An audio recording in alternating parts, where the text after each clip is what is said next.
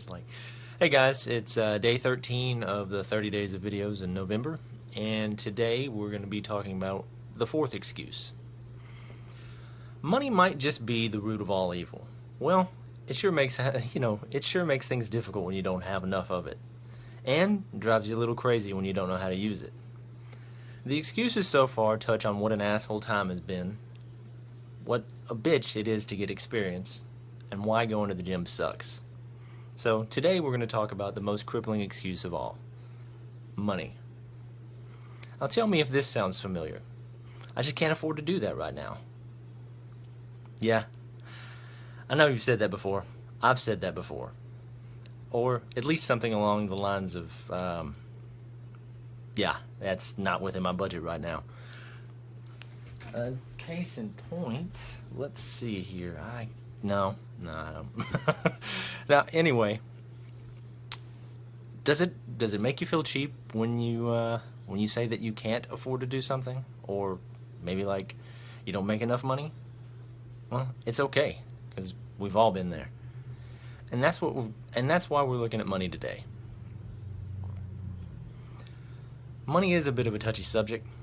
It has pretty strong emotional ties to it, so that's why we have to learn to break those ties and can't let it control us. It's amazing how a little piece of paper or a little shiny coin holds that much strength over a person. I mean, the reactions that people give you are pretty intense just from that little that little piece of paper that we gave value to. The only reason that it even has any real value is the one that we put upon it. You know, it can make you happy when you have it, or it can cripple you when you don't. Or, it at least leads you to believe that you're happy when you have it. Since this issue is a little more challenging, we will tackle this with action. Audience participation action, to be exact. This simple task is going to help put things in better perspective for you. Now, this isn't going to make you any more money, or or make you suddenly the smartest person in the world with money, but it will help you understand a little bit more about what you can do with money. Now, I want you to grab a pen and piece of paper. I'll wait. You can grab that pen and paper. And do you have it? Well, good. Let's get started. 1. I want you to think back to when you were a child. Way, way back. When you're just a little kid. I want you to think about what activities did you do when you were outside. Write down everything you would use to play with. Like from swings to merry-go-rounds, kickball, whatever you were doing as a kid outside. Everything that was fun to you. Like, for me, I would go outside and just go outside, to just be outside. It's a novel thing nowadays, but yeah. Now, I want you to write down everything you played with that wasn't real. Write down your imaginary items and adventures, like storming the castle with your trusty steed and your stick that you held and thought was Excalibur, charging off to vanquish that dragon and save your prince or princess. The fun stuff that you used to do as a little kid that didn't involve anything but your imagination. And once again, for me, I used to imagine, like when I was traveling in a car, I could imagine some guy that I called Mr. Big, and he was inside the trees, and he followed me everywhere as the car traveled along. But yeah, I'm not saying that I'm not a weird one as a little kid or now. But anyway, finally, I want you to write down what money has to do with any of that. Did not having money prevent you from doing any of those things as a kid? I'm pretty sure the answer is hell no.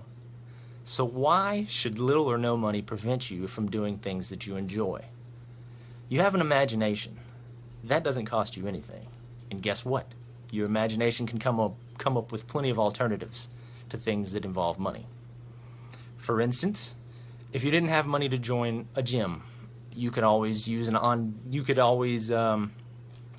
ask a friend who has DVDs, or you can, God forbid, go outside and play. You could go to a park. You can use any kind of thing that involves your body as a way to work out. You can walk, you can run, you can do push-ups in the middle of the street.